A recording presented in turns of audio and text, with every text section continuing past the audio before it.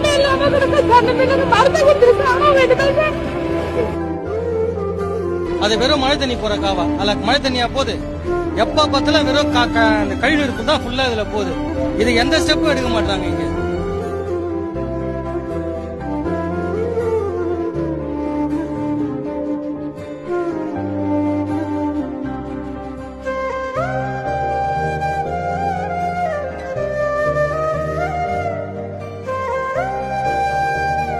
இந்த அரசாங்கம் வந்துச்சுன்னா நாங்க எங்களுக்கு எல்லாம் வாழ்க்கையில வாழ்க்கைதார உயரும்னு எவ்வளவு ஆசைப்பட்டோம், நம்பிக்கையா இருந்தோம்.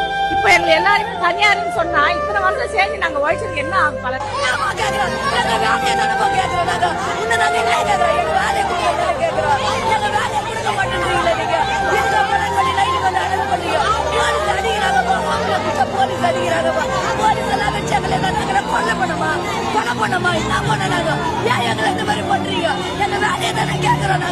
கொரோனா டைம்ல பொணத்தை தூக்க நாங்க வேணும்.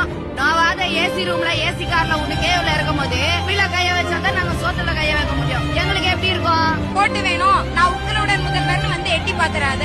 இந்த மக்கள் தொடர்பு கட்டையை வந்து ரோட கூட்டுறதுக்கு மட்டும் முடிக்க மாட்டாங்க. நம்ம காசுக்காக ஆரம்பிக்கல, இல்லாத ஏழை ஜனங்க வந்து சாப்பிடணும், அதுக்கு 5 ரூபாய் 10 ரூபாய் வருமானம் தான் ஆரம்பிச்சாங்க. இப்ப நாங்க தேடி போறது அம்மா ஹோட்டலா தான் இருக்கும்.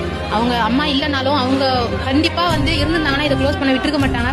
அப்ப அம்மா உணவகம் வேணும், இருக்கணும். அது இல்லாம இருக்கக்கூட தமிழ்நாட்டுக்கு ஒரு முக்கியமான ப்ராப்பர்ட்டி மாதிரி அது. ஓசி பஸ்ல போறீங்க, உங்களுக்கு வந்து இடம் உட்கார்றதுக்கு இடம் தரணுமா? ஒரு ஸ்டாப் வந்து அந்த இடத்துல வைக்க மாட்டாங்க.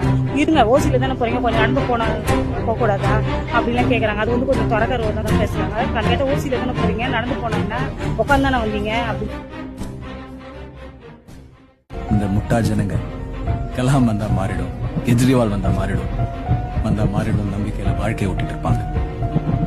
யார் வந்தாலும் நாம மாறினா தான் எல்லாமே மாறணும்னு புரிஞ்சுக்கிறதுக்கு இன்னும் 100 வருஷம் ஆகும். அதுக்குள்ள இவங்களை வச்சு என்னென்ன செய்யணுமோ அதை செஞ்சுட்டு போயிட்டே இருக்கும்.